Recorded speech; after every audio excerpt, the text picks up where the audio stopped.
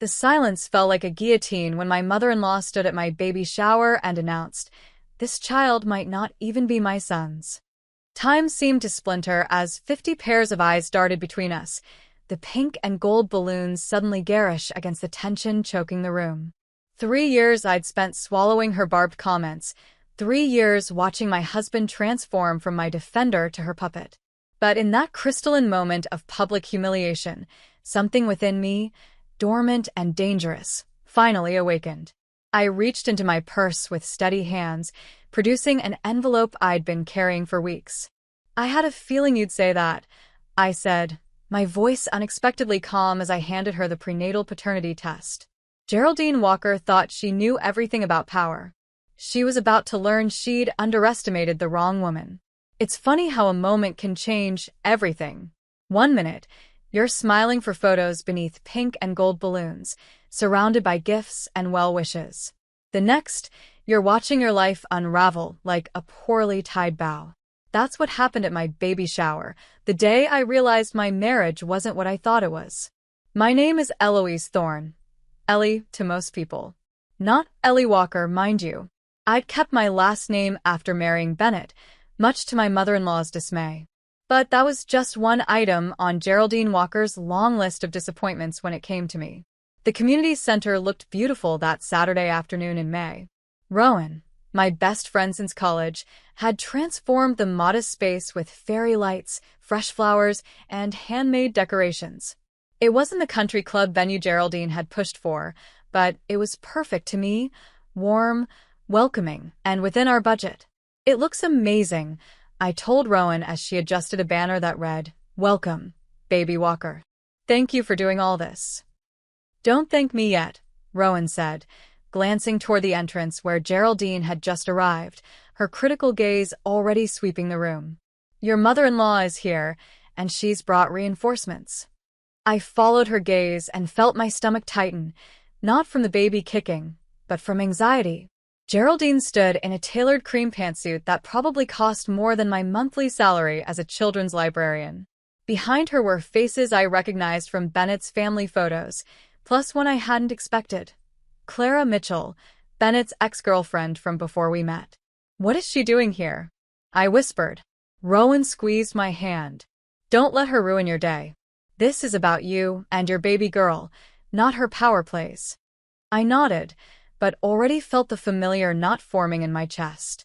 For 3 years of marriage, I tried to win Geraldine's approval.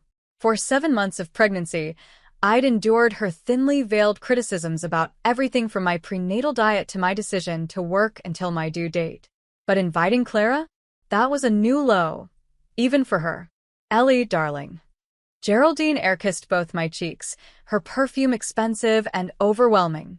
"This place is quaint. I suppose it has a certain charm, in a budgetary sort of way." "Thank you for coming, Geraldine," I said, my practiced smile firmly in place. "And for bringing everyone." "Well, family is family," she said, emphasis on family, as if to remind me I wasn't really part of hers. "And Clara's practically family.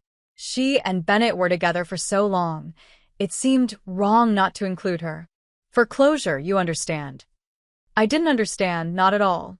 But I nodded anyway, the way I always did. The first hour passed in a blur of games and small talk. I found myself watching Bennett, wondering when he'd stepped in to defend me from his mother's jabs. Once, he'd been my champion, the man who'd swept me off my feet with his kindness and wit. We'd met at a charity book drive I'd organized through the library. He'd donated a box of classics and stayed to help sort books all afternoon. I fell for his gentle humor, his passion for architecture, the way he listened when I spoke about my dreams of writing children's books someday. Those early days had been magical, late-night conversations about everything and nothing, weekend trips to small coastal towns, cooking disasters that ended in takeout and laughter. Even when he'd introduced me to Geraldine 6 months in, her cool reception hadn't bothered me much. Bennett had been firmly on my side then. "She'll warm up," he'd promised after that first stilted dinner at her mansion in the hills. "Mom's just protective. Dad left when we were kids, and she had to fight for everything we have." But Geraldine never warmed. Instead, She found subtle ways to undermine me, questioning my modest upbringing in a small town, dismissing my career. Isn't that more of a hobby than a profession, dear? Expressing shock when I kept my maiden name after the wedding. How modern of you. I suppose traditions mean little these days. And Bennett? He gradually shifted from defender to mediator, then finally to bystander. That's just Mom's way, became his refrain. She doesn't mean anything by it. But she did. We both knew she did. Ellie? Rowan's voice pulled me back to the present. Time for the wishing tree. The wishing tree was Rowan's idea, a small potted tree where guests could hang cards with wishes for the baby. I watched as friends wrote heartfelt messages about courage, wisdom, and joy. My colleagues from the library wished for a love of books and endless curiosity. When it was Geraldine's turn, she scribbled something quickly, then muttered to her sister loud enough for nearby guests to hear. I wish the child has strong Walker genes. Though looking at Ellie, one wonders. Several uncomfortable glances were exchanged. I felt heat rise to my face, but pressed my lips together. 7 years of these comments had taught me that responding only made things worse. Clara approached the tree next, looking uncomfortable but determined. Her card took longer to write. As she hung it, our eyes met briefly. Something like guilt flickered across her face before she turned away. You're handling this like a champ, Rowan whispered, appearing at my side with a glass of sparkling cider. Though if you want me to accidentally spill something on Geraldine's designer suit, just give the signal. I laughed despite myself. Thanks, but I'm fine. Really? You shouldn't have to be fine at your own baby shower, Rowan said. And why is the ex here? That's crossing a line. Apparently, she's practically family. I mimicked Geraldine's haughty tone. Well, I don't like it, Rowan said. Something feels off. Before I could respond, Bennett appeared, looking handsome but tense in a light blue button-down that matched the shower's color scheme. He kissed my cheek mechanically. Everything okay? He asked, though his eyes kept darting to where his mother stood holding court with relatives. Perfect, elite. Your mother invited Clara. That was unexpected. A flash of something, guilt? Alarm? Crossed his face before he composed himself. Oh. Yeah, Mom mentioned that. I didn't think she'd actually do it. But you didn't stop her? Bennett sighed. Let's not do this now, Ellie. It's supposed to be a happy day. Happy. Right. I've been trying for happy for 7 months while fighting morning sickness, sciatica, and the growing realization that my husband was drifting further from me with each passing day. It's time for cake, announced my sister-in-law, Jessica, one of the few walkers who'd ever shown me genuine kindness. Everyone gathered around the dessert table where a beautiful cake stood, decorated with delicate sugar flowers and tiny golden stars. I positioned myself front and center, determined to at least make a good show of it for the photos. Just as Jessica handed me the cake knife, Geraldine tapped her champagne flute with a silver spoon. The crystal-clear ring silenced the room. Before we all celebrate, she said, her voice carrying that aristocratic lilt she'd cultivated over years of social climbing, should we talk about the fact that this child might not even be my son's? The room froze.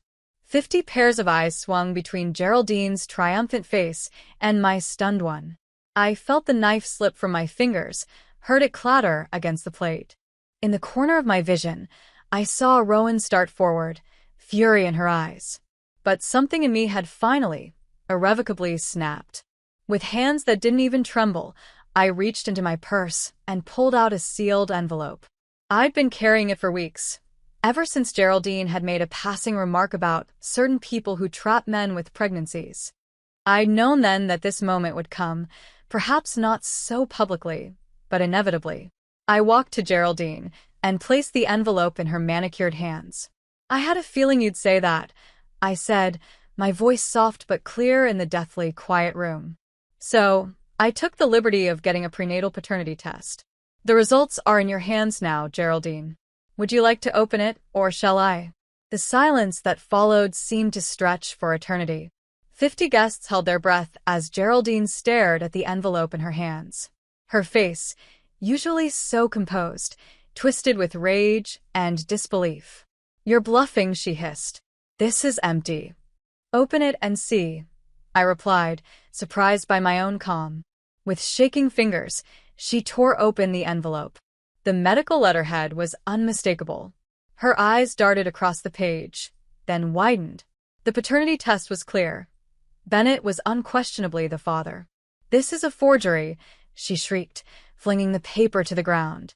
"Some cheap trick." "It's from Westlake Medical Center," I said. "You can call Dr. Hayes directly if you'd like verification." As Geraldine sputtered incoherently, I turned to Bennett. He stood frozen, his face pale.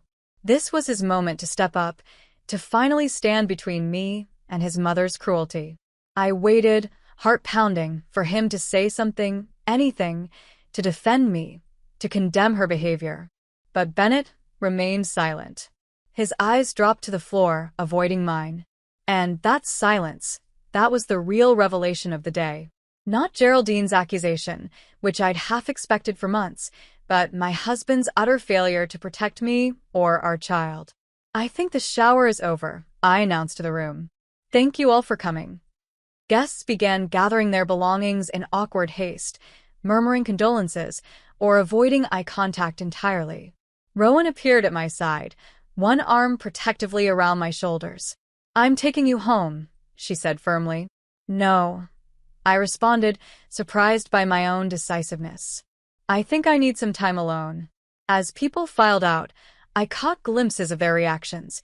Jessica's horrified embarrassment, Clara's strange mixture of guilt and relief. Various relatives barely concealed fascination with the scandal.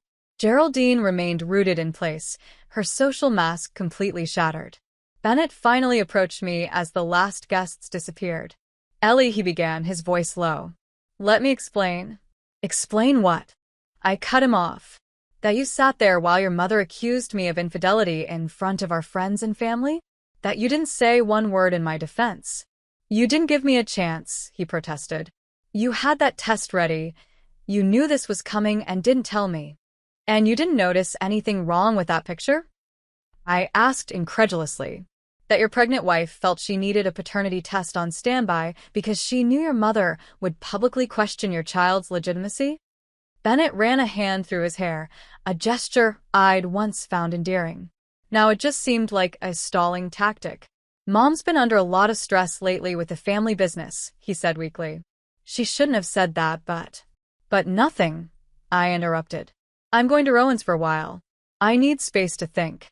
His face darkened. "You're overreacting. Running away won't solve anything." "I'm not running away," I said. "I'm protecting our daughter from this toxic environment while I figure out what to do next." As I gathered my purse and the few presents I could carry, memories flooded back, warning signs I'd ignored over the years of our relationship. Bennett had been so attentive at first. He called when he said he would, remembered small details about my likes and dislikes, surprised me with my favorite books. But things shifted after we got married. He became distant, distracted. Phone calls from his mother took precedence over our plans. Weekends increasingly featured obligatory dinners at Geraldine's estate. When I announced my pregnancy, I'd hoped it would bring us closer. Instead, Bennett retreated further. He missed doctor's appointments, showed little interest in setting up the nursery, and most tellingly, he began taking mysterious lunch meetings that ran long and left his collar smelling of unfamiliar perfume. I'd confronted him once about Clara. "Are you still in contact with her?" "Of course not," he'd said, too quickly. "That's ancient history." I'd believed him, because I wanted to. Because the alternative meant admitting I'd made a terrible mistake in marrying him. Now, as I walked out of the community center with Rowan, leaving behind a demolished baby shower and shattered illusions, I felt oddly liberated. The constant pretense of the perfect marriage to the perfect man from the perfect family had exhausted me for years. "You can stay with me as long as you need," Rowan said as we drove away. "No pressure, no timeline." I nodded, throat too tight for words. Later that evening, after settling into Rowan's guest room, my phone lit up with messages. Most were from well-meaning friends checking on me. A few were from Bennett's relatives, some sympathetic, others clearly taking Geraldine's side. But the text that made my hand tremble came from Bennett himself. "You humiliated our family today. Mom is devastated. We need to talk about how you're going to make this right." Not an apology. Not concern for my feelings or our daughter's future. Just worry about family reputation and his mother's feelings. I didn't respond. The next morning, more revelations came. Rowan's cousin worked at the same architectural firm as Bennett and had overheard him in heated conversation with Clara in the parking garage. "He lied to me," I said, staring at my untouched breakfast. "He's been seeing her all along." "Not necessarily romantically," Rowan cautioned. "But yes, he lied about cutting contact." I spent the next week in a daze, alternating between grief and rage. Bennett's calls became increasingly demanding, then threatening. He mentioned custody arrangements, lawyers, how my emotional instability might impact my fitness as a mother. When I finally agreed to meet him for coffee, it was solely to gauge where his head was at. The man who slid into the booth across from me was a stranger wearing my husband's face. "You've made Mom the laughingstock of her social circle," he said without preamble. "She had to cancel her charity gala because people are talking." "About how she publicly accused her daughter-in-law of cheating?" I asked. "I wonder why." Bennett's jaw tightened. "You should apologize." "For what? Having proof I've been faithful? For standing up for myself after years of her snide comments and your silence." "You're twisting everything," he snapped. "This is exactly why Mom worries about you raising our daughter. These emotional outbursts." "Stop," I said, suddenly too tired to continue. "Just stop. I'm not apologizing to someone who tried to destroy my reputation. And I'm not coming home until you recognize how deeply wrong this all is." His eyes narrowed. "Then maybe we need to discuss more formal arrangements." The threat hung in the air between us. That night, unable to sleep, I checked social media, something I'd been avoiding since the shower disaster. What I found made my blood run cold. A distant cousin of Bennett's had added me to a private family Facebook group months ago, and I'd forgotten about it. Scrolling through recent posts, I discovered I was the main topic of discussion. Geraldine had been busy, sharing manipulated screenshots of texts, spinning wild tales about my mental health, positioning herself as the concerned grandmother fighting a disturbed daughter-in-law. Worse, Bennett had participated, liking comments and adding his own concerns. "We're considering full custody if she keeps spiraling. The baby deserves stability." I screenshotted everything, hands shaking with fury and fear. They were building a case against me before our daughter was even born. The next morning, I called in sick to work and made 2 appointments, one with my obstetrician to document my excellent prenatal care and mental health, and another with a family law attorney Rowan's sister had recommended. "This is just precautionary," I told myself as I sat in the attorney's waiting room. Things couldn't possibly get that bad. But they could. They did. The prenup I'd signed 8 months before our wedding had seemed reasonable at the time, even romantic in a practical sort of way.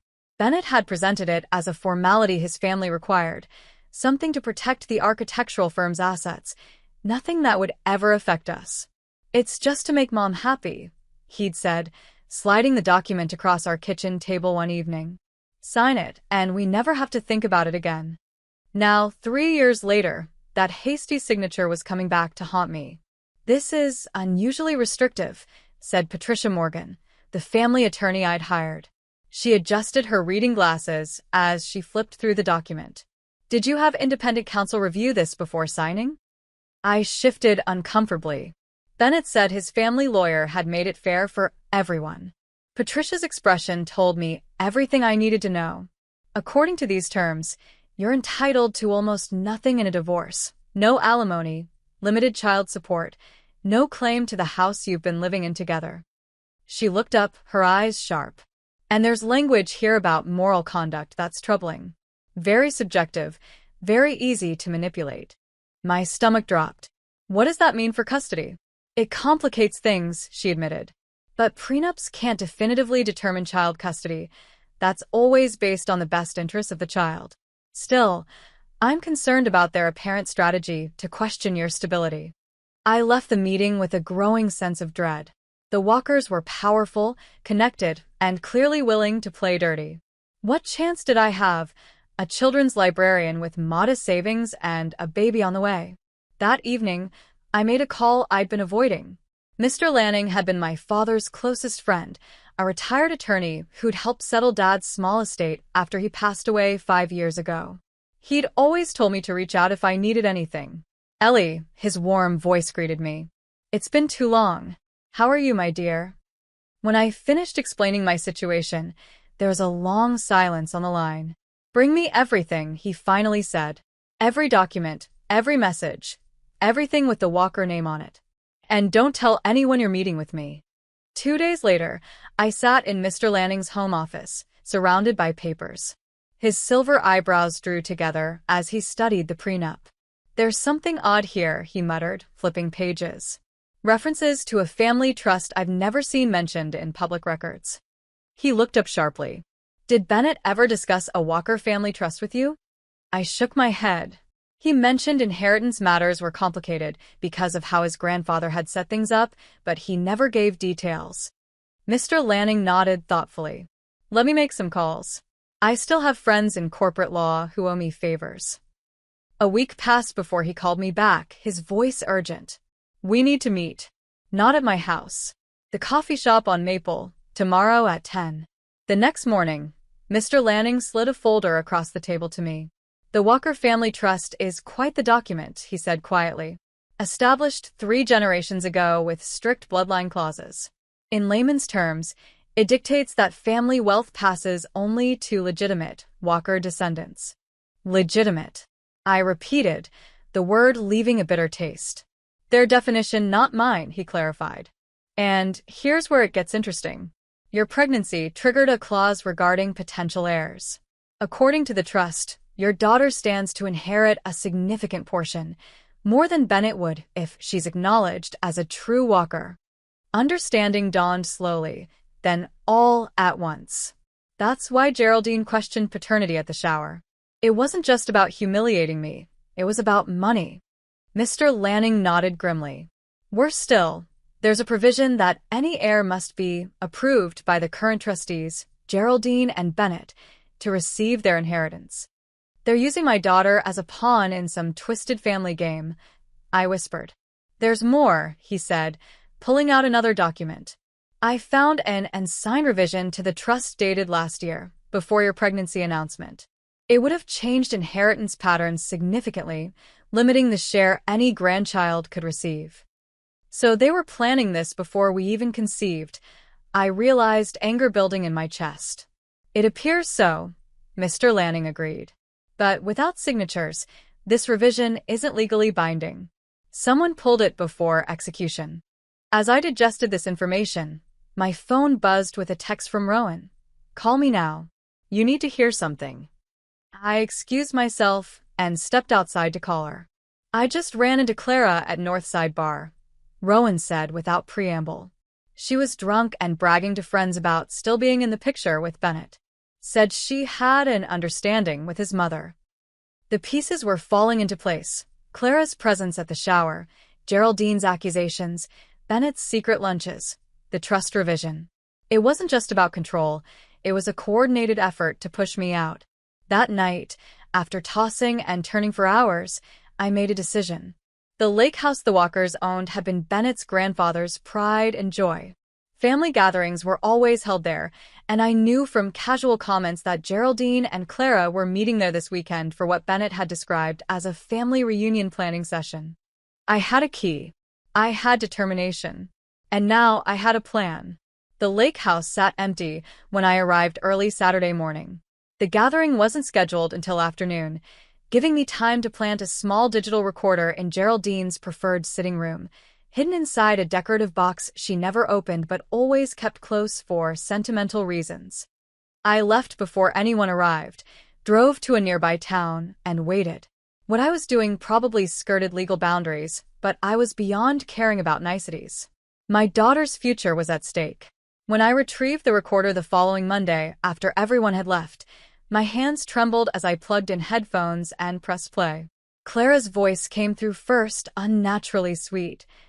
Just worried about timing. The baby comes in 2 months. That's why we need to accelerate. Geraldine replied. The trust provisions are clear. If we can document emotional instability before birth, we strengthen Bennett's custody case significantly. But she seems fine, Clara said hesitantly.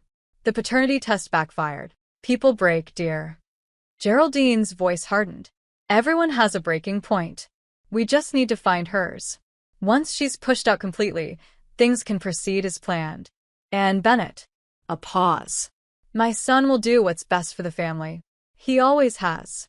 There was more detailed discussions of staging an emotional breakdown, manipulating mutual friends, even plans to have someone check my work performance at the library. I felt sick listening to it, but also vindicated. This wasn't paranoia. It was conspiracy.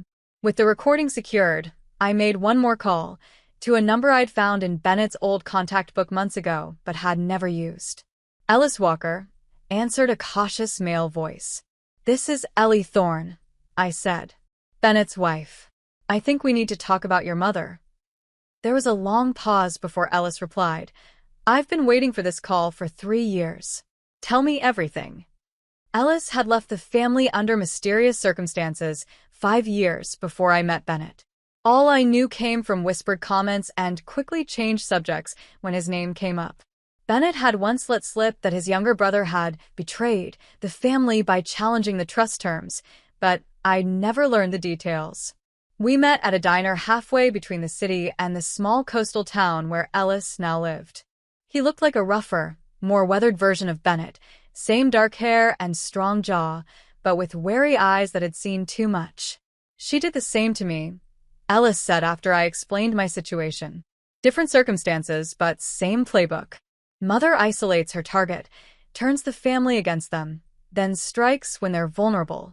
What did she do to you? I asked. Ellis sighed. I fell in love with someone she didn't approve of. Mark was everything I wanted, but nothing she would accept. When I refused to end things, she threatened to cut me off completely. Because he was a man, I realized. Partly that, but more because he was a public school teacher from a working-class background. Not Walker material, Ellis said bitterly. I told her I didn't care about the money, so she switched tactics, threatened his career, his family. I left to protect him and lost everything in the process. I'm sorry, I said softly. Don't be. I rebuilt my life on my own terms. But I've been waiting for someone to finally stand up to her, Ellis said.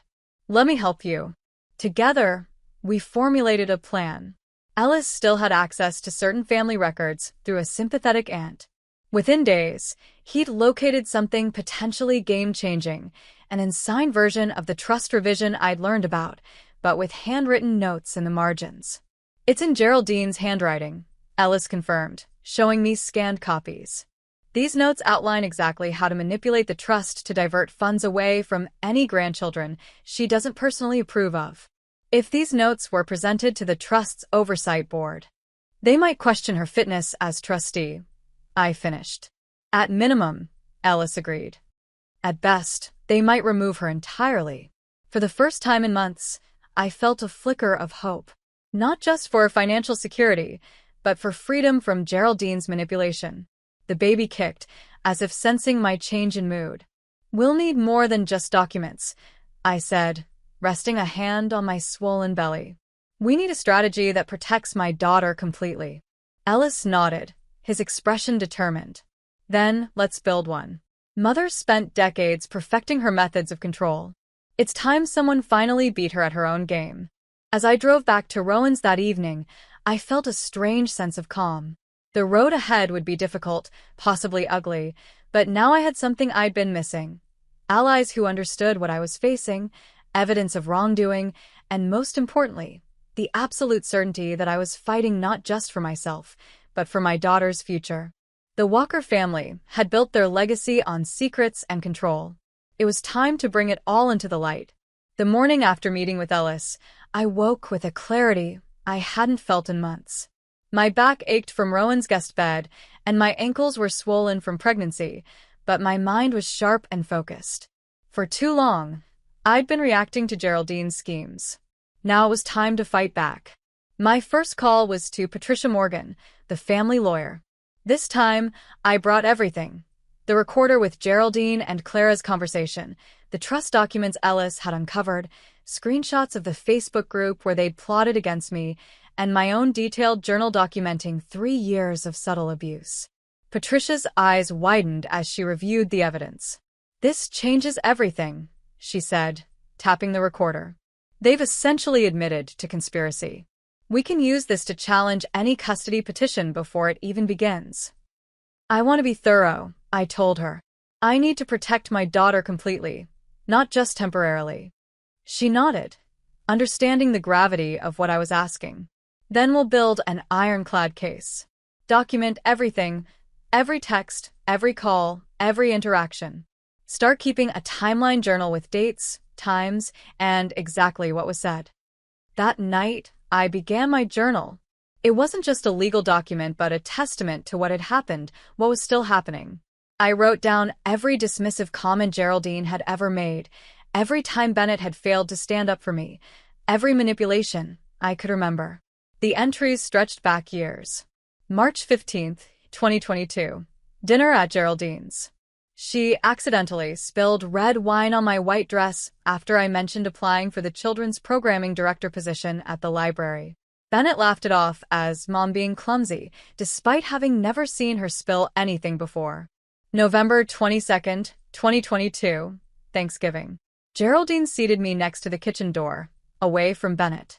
When I tried to join conversation about the family business, she interrupted. "Darling, no one expects you to understand investments. Why don't you tell everyone about those little children's books you read at work?" December 24th, 2023. Christmas Eve. Geraldine gave everyone personalized gifts except me. I received a generic department store scarf with a price tag still attached. When I thanked her politely, she said, "No need to pretend you like it. We all know you're only here for what Bennett can provide." The patterns were clear when laid out chronologically: the isolation, the public humiliation, the constant undermining. I'd normalized it all, telling myself it wasn't that bad, that all in-laws had tensions. Seeing it written down made me wonder how I'd endured it so long. 2 days later, my phone buzzed with a calendar notification. OB appointment, 2 p.m. I hadn't told Bennett about it, yet when I arrived at Dr. Hayes' office, a familiar cream-colored pantsuit caught my eye in the waiting room. Geraldine. She stood, her face arranged in a mask of concern. "Ellie, darling, I've been so worried about you." Several pregnant women looked up, curious about the elegant older woman approaching me with outstretched hands. "What are you doing here?" I asked quietly, conscious of the public setting. "Can't a grandmother-to-be show concern?" Her voice was syrupy sweet, but her eyes remained cold. "After your episode at the shower, I've been beside myself thinking about the stress you're under. It can't be good for the baby." My hand moved instinctively to my pocket, where my phone sat ready to record. I pressed the button through the fabric. "My episode?" I repeated, keeping my voice steady. "You mean when you publicly accused me of infidelity and questioned my child's paternity?" Geraldine waved a dismissive hand. "Water under the bridge. I was emotional. We all say things we don't mean sometimes. The important thing now is getting you the help you need." "Help. Support, darling. Medical support. Emotional support." She lowered her voice conspiratorially. "I've spoken with Dr. Hayes about your condition. He agrees that monitoring your mental health is crucial at this stage." Ice ran through my veins. "You spoke to my doctor about me? Without my consent?" Her smile never wavered. "Family concerns, dear. Bennett signed the permission forms as your husband." Before I could respond, a nurse called my name. Geraldine squeezed my arm, a gesture that might look affectionate to observers, but felt like a warning. "We'll talk more soon. Bennett and I have some suggestions for after the birth. Living arrangements, support systems. It's all for the baby's well-being." I pulled away and followed the nurse, my heart pounding. Once in the examination room, I immediately told Dr. Hayes what had happened. "I never spoke to your mother-in-law," he said, frowning. "And we have no permission forms from your husband. That would violate HIPAA regulations." "She's lying," I said, not surprised but still shaken. "And planning something," Dr. Hayes made notes in my file. I'm documenting this incident, and I'm implementing additional privacy measures for your records. He looked up, his expression serious.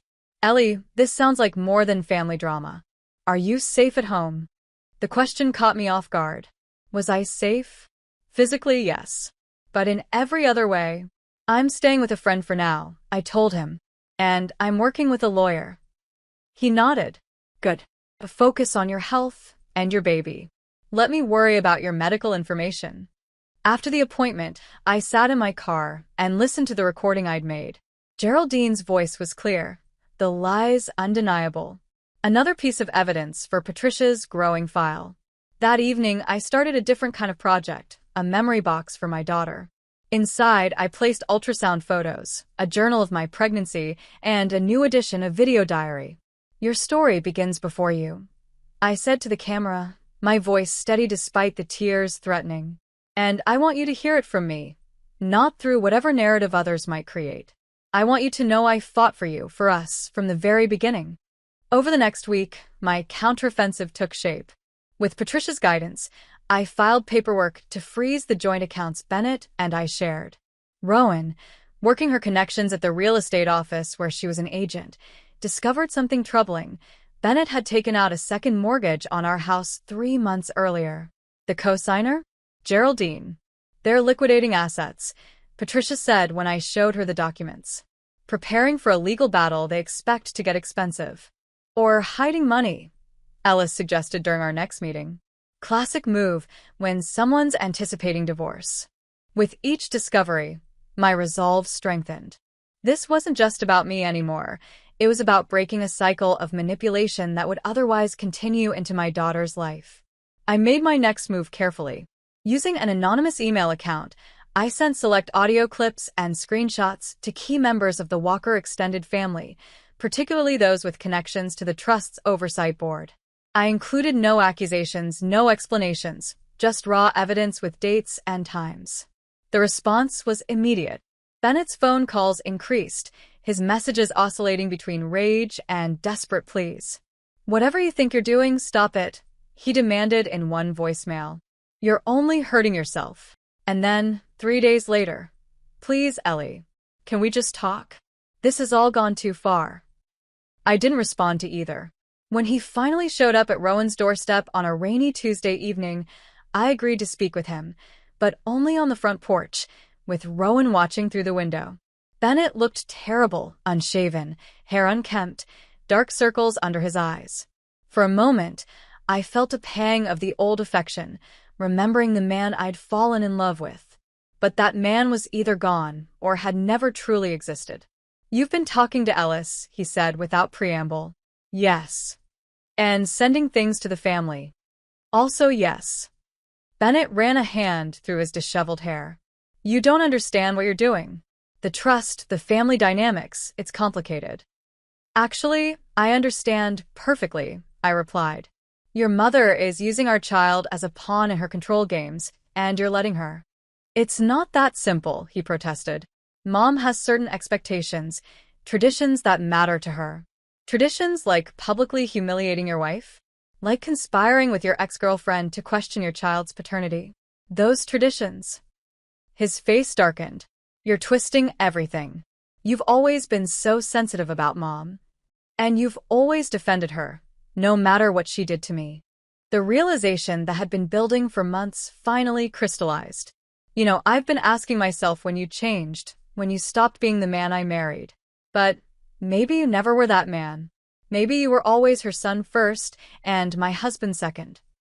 That's not fair, he said, but his eyes shifted away from mine. We come from different worlds, Ellie. You never really tried to fit into mine. The comment stung because it revealed the truth. Despite 3 years of bending over backward to please his family, I'd never been accepted because I wasn't supposed to be. I wasn't their level, as Bennett had just implied. You're right, I said, surprising him. We do come from different worlds. And I'm glad our daughter will know both. The world where people are valued for their kindness and character, not their bank accounts or family names. As I turned to go back inside, Bennett grabbed my arm. This isn't over, Ellie. Mom's talking to lawyers about grandparent visitation rights. I pulled away. I'm counting on it. Tell her I look forward to playing the recording of her conspiracy with Clara in court. His face paled. What recording? I didn't answer, just closed the door between us. Later that night, as I added the interaction to my timeline journal, my phone rang with an unfamiliar number. Ellie? It's Clara. Clara Mitchell. I think we need to talk. I met Clara at a quiet cafe 20 minutes outside town, somewhere Geraldine's social circle wouldn't frequent. She was already there when I arrived, nervously shredding a napkin, her designer handbag perched beside her like a shield.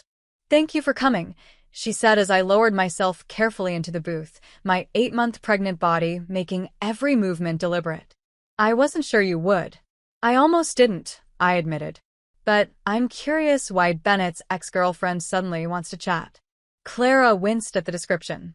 It's complicated. That seems to be the Walker family motto. She managed a weak smile. You're not wrong. She took a deep breath. Look, I didn't expect any of this to go so far. Geraldine approached me months ago, said she wanted to reconnect for old times' sake. It seemed harmless at first, lunches, the occasional text. Then she started talking about you. Let me guess. I was unstable, gold-digging, not good enough for Precious Bennett. Clara nodded, almost word for word. She made it sound like she was concerned about Bennett's happiness, about the family legacy. She hesitated. Then came the money. She paid you? Not directly. Clara stared into her untouched coffee. Sheaf invested in my interior design business. Sent clients my way.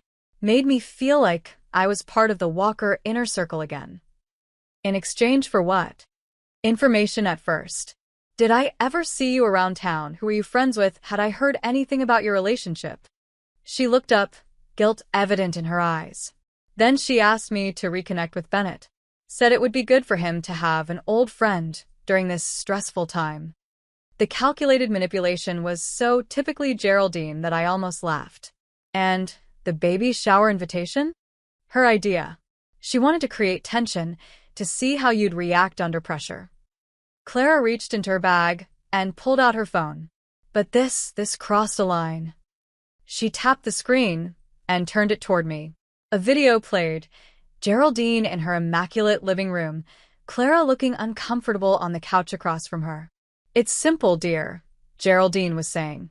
All you need to do is sign an affidavit stating you and Bennett have been reconnecting since before Ellie's pregnancy announcement. The wording will be carefully chosen, suggestive but not explicitly claiming an affair. But that's not true, Clara's voice objected off camera. Truth is malleable. Geraldine waved dismissively. $10,000 now, another $15,000 when the custody arrangements are finalized. Plus continued promotion of your little business. My hands clenched involuntarily. When was this recorded? 3 days ago, Clara said, reclaiming her phone. After you mentioned a recording to Bennett. Geraldine panicked, started making contingency plans. And you decided to record her because? Self-preservation, Clara admitted. I realized I was being set up as the fall guy. If things went south, I'd be the homewrecker, the purger. She'd deny everything, and Bennett would back her up. He always does. I studied her face, looking for deception but finding only tired resignation. Why show me this now?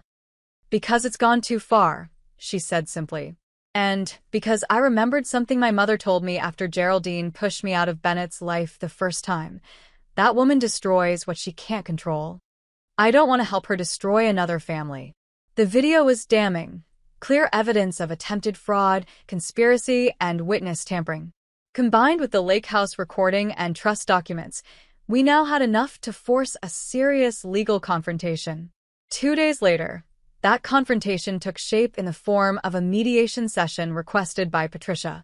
Bennett, Geraldine, Clara, Ellis, and their respective attorneys gathered in a conference room at Patricia's firm. The tension was thick enough to cut with a knife. Geraldine sat ramrod straight in an ivory suit that probably cost more than my monthly salary, her face a mask of indignant superiority. Bennett looked uncomfortable but determined, his lawyer whispering constantly in his ear. Clara had come alone, perched nervously at the far end of the table. Ellis sat beside me, a solid presence that seemed to irritate Geraldine more than anything else. We're here to discuss a path forward regarding custody arrangements and financial matters for Ellie Thorne and Bennett Walker's child, Patricia began calmly. Bennett's lawyer immediately interrupted. My client has serious concerns about Ms. Thorne's stability and fitness as a primary caregiver. Interesting, Patricia replied, sliding folders to each person at the table. Because my client has serious concerns about a coordinated campaign of emotional abuse and financial manipulation. As they opened the folders, I watched their faces. Bennett blanched at the transcripts of the lake house conversation. Geraldine's expression remained frozen as she flipped through screenshots of the Facebook group and trust documents. Only when Patricia played the audio recording of her offering Clara money for a false affidavit did her composure finally crack. This is absurd, she hissed, standing abruptly. I will not sit here and be ambushed with illegal recordings and out-of-context statements. The recordings were made in single-party consent states, Patricia countered smoothly. Perfectly admissible in both civil and criminal proceedings. Criminal? Bennett's voice cracked. Conspiracy, witness tampering, attempted fraud. Shall I continue? Patricia raised an eyebrow. And that's before we address the trust irregularities that Mr. Ellis Walker has documented. At the mention of Ellis, Geraldine's face contorted with rage. You, she spat. You've always been determined to destroy this family. No, Mother, Ellis replied calmly. I've been determined to save it from you. He slid a document across the table, the unsigned trust revision with Geraldine's handwritten notes. I've already submitted this to the Trust's Oversight Board, he continued, along with evidence that you've been manipulating trust assets for personal vendettas. They've temporarily frozen your access, pending investigation. The color drained from Geraldine's face. You can't do that. I am the primary trustee. Ellis corrected. As of this morning, your trustee status is suspended. Geraldine stormed out, her lawyer hurrying after her. Bennett remained, looking shell-shocked as the full implications sank in. Clara spoke for the first time since the meeting began. I'm willing to provide a sworn statement about everything Geraldine asked me to do. Bennett turned to her, betrayal written across his face. You too. I'm sorry, Bennett, she said softly. But this has to stop. The meeting continued for another hour, establishing preliminary terms. I would have primary custody. Bennett would have supervised visitation until a court-appointed evaluator deemed it safe for unsupervised time, and Geraldine would have no contact with our child without my explicit permission. As we left the conference room, Bennett approached me one last time. This isn't what I wanted, he said, his voice low. What did you want, Bennett? I asked, genuinely curious. A wife who never stood up for herself? A child you could mold into another version of your mother? He had no answer. In the weeks that followed, the Walker family empire began to fracture. The trust investigation uncovered years of manipulation, with Geraldine using family funds to reward loyalty and punish dissent. Several board members resigned, unwilling to be associated with the scandal. Bennett's architectural firm lost clients as whispers spread through their social circle. Throughout it all, I focused on preparing for my daughter's arrival. The nursery at Rowan's house took shape, a peaceful space with soft yellow walls and a hand-painted mural of a forest scene that Ellis helped create during weekend visits. One afternoon, I found myself alone at the house, organizing baby clothes donated by friends from the library. The doorbell rang, and I opened it to find Geraldine standing there, looking older and somehow smaller than I remembered. May I come in? She asked, none of her usual imperial manner present. Against my better judgment, I stepped aside to let her enter.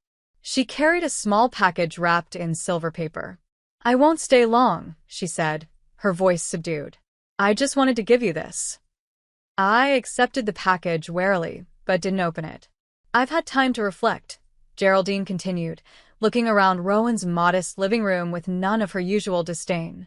To consider what's been lost. And what have you concluded? I asked, keeping my distance.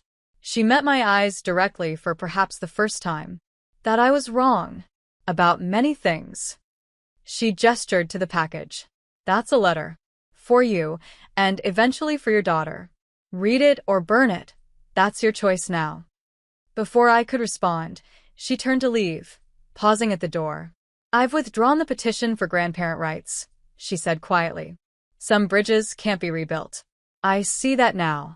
After she left, I sat with the unopened package for a long time, feeling the weight of it in my hands. Finally, I set it aside on a high shelf.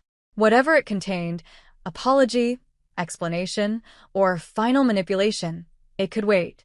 Today wasn't about Geraldine. It was about preparing for my daughter's future, a future free from the toxic patterns that had nearly consumed me.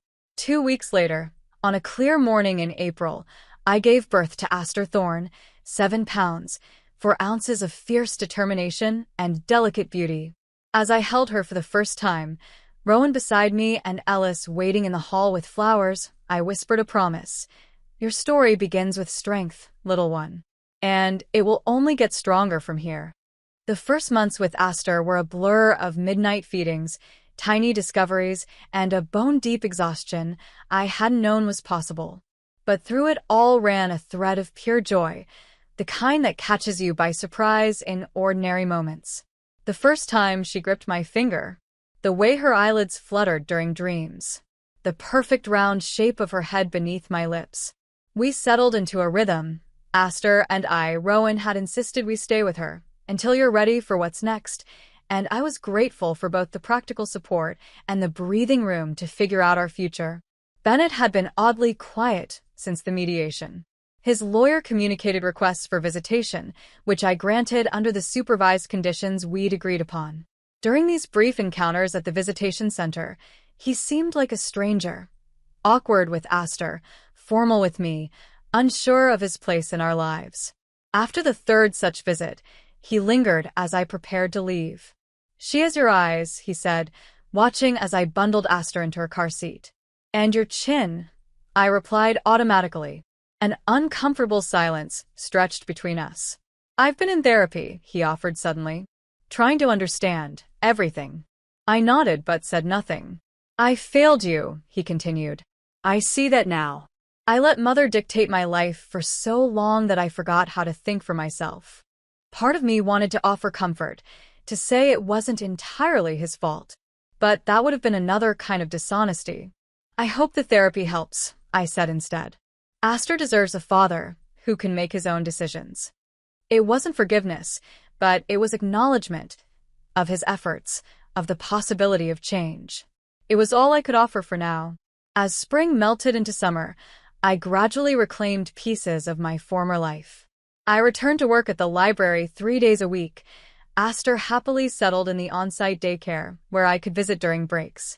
I found a small apartment with a garden courtyard, nothing fancy, but clean and bright, and most importantly, ours. One evening, as I was logging Aster's milestones in her baby book, I remembered the journal I'd kept during those dark days before her birth. I dug it out from a moving box and reread the entries, the fear, the determination, the slow-building strength I'd found within myself. On the final blank page, I wrote, "You were always mine." It wasn't just about biology or paternity tests. It was deeper than that, a recognition that this child, this life we were building together, had always belonged to us alone, not to the Walkers' expectations or Geraldine's schemes. The thought sparked an idea. The next day at work, I approached Rowan, who had recently taken over our library's community programming. I want to create an exhibit, I told her, called Letters to Our Daughters. Women sharing wisdom, hopes, warnings, the things they wish someone had told them. Rowan's eyes lit up. I love it. Will you contribute? Mine's already written, I said, thinking of my journal. It's about finding your voice when everyone expects silence. The exhibit opened in September, transforming a corner of the children's section into a colorful gallery of framed letters, photographs, and small artifacts. Women from across the community contributed, young mothers, grandmothers, aunts, mentors. My journal entry, edited and expanded, held the center spot. On opening night, as visitors circulated through the display, my phone buzzed with a notification from the security system I'd installed at the apartment. Bennett was at the door, outside his scheduled visitation time. I called Rowan over. "Can you watch Aster for a few minutes? I need to handle something." "Everything okay?" she asked, already reaching for the baby. "I think so. Just unexpected." The drive home took less than 10 minutes. Bennett was still waiting when I arrived, a manila envelope in his hands. "This couldn't wait?" I asked as I unlocked the door, gesturing for him to enter. "I didn't want to do this during a supervised visit," he explained, following me inside but remaining near the entrance. It didn't seem right. He handed me the envelope. Inside was a legal document, a petition to the court. "You're contesting custody?" I asked, heart racing. "The opposite," Bennett said quietly. "I'm formally requesting that the supervision requirement be continued indefinitely. At my expense." I looked up, confused. "Why?" "Because I don't trust myself yet," he admitted. "I'm still untangling years of patterns. And Aster deserves better than half measures." It was perhaps the most honest thing he'd ever said to me. For the first time since the baby shower, I felt a flicker of respect for him. "Thank you," I said simply. He nodded. "There's something else. I ran into Clara last week." My guard instantly went back up. "And she's moving across the country. San Francisco. Said she needed a fresh start." He hesitated. "She left a message for you." He handed me a sealed note card. Inside, Clara had written, "I hope one day you find peace. I'm still looking for mine." After Bennett left, I stood in my quiet apartment, considering how much had changed in a year. The confident young architect I'd married was now a humbled man relearning how to exist outside his mother's influence. The woman who had once seemed a romantic rival had become, briefly, an unlikely ally. And I had transformed from someone who swallowed insults with a smile to a mother who would move mountains to protect her child. Life settled into new patterns. Ellis became a regular presence, doting on Aster and helping me navigate the legal complexities of the trust fund now established in her name. Together, we used a portion of the released funds to create a small nonprofit providing legal assistance to women in custody battles. "It's what my father would have wanted," Ellis explained as we filed the incorporation papers. He believed family money should help people, not control them. In the rare moments of quiet between work, motherhood, and building our new life, I sometimes thought about Geraldine. The package she delivered remained unopened on my bookshelf, a remnant of a chapter one wasn't quite ready to revisit. Then one day, 6 months after Aster's birth, Rowan called with strange news. "I just got back from that yoga retreat in Sedona," she said. "You'll never guess who was there." "Who?" "Geraldine Walker. Sitting alone at breakfast every morning, taking meditation classes, looking different. Older. Quieter." "Did she see you?" I asked. "Yes." She nodded once, then looked away. Later I spotted her looking at a photo on her phone. It looked like an old family picture. Then she just turned it face down and walked away. I didn't know what to make of this information. Was Geraldine changing? Reflecting? Or just licking her wounds before planning her next move? Either way, it was no longer my concern. That evening, as autumn leaves drifted past our windows, I received an unexpected letter from Bennett's Aunt Margaret, the family historian who had always kept a polite distance from Geraldine's inner circle. "Dear Ellie," she wrote, "I wanted to thank you for your courage. The Walker family has operated under Geraldine's thumb for decades, each generation more fearful than the last. By standing firm, you've broken a cycle that has damaged countless relationships. Some call it a family curse, this need to control, to manipulate, to enforce rigid standards of worthiness. Perhaps now, with Geraldine's influence diminished, real healing can begin." That night, I sat in the nursery rocker, watching Aster sleep peacefully in her crib. On the wall above her hung a simple frame containing a poem my father had written years ago. I'd found it among his papers after his death, its words now more meaningful than ever. "When questioned, let your silence thunder. When cornered, let your truth be shelter. When broken, let your healing be rebellion. This is how we survive." This is how we triumph. As I traced the familiar handwriting with my fingertips, Aster stirred and made a small noise. Not a cry, but a chuckle. Her first real laugh. I leaned over the crib, watching in wonder as she giggled again, responding to some dream or passing thought in her developing mind. "Hello, beautiful," I whispered, my heart so full it hurt. "They tried to break us before you even arrived. But we built something stronger instead." Aster's tiny hand curled around my finger, her grip surprisingly strong for someone so small. In that perfect moment of connection, I realized we had both been reborn through fire, she into the world, and I into the woman I was always meant to be. The past would always be there, with its painful lessons and hard-won wisdom. But the future? The future belonged to us. What would you sacrifice for dignity when those meant to love you become your greatest threat? If this story of a mother's quiet strength resonated with you, please like, subscribe, and share to join our community of powerful narratives that expose the fierce truth behind family facades.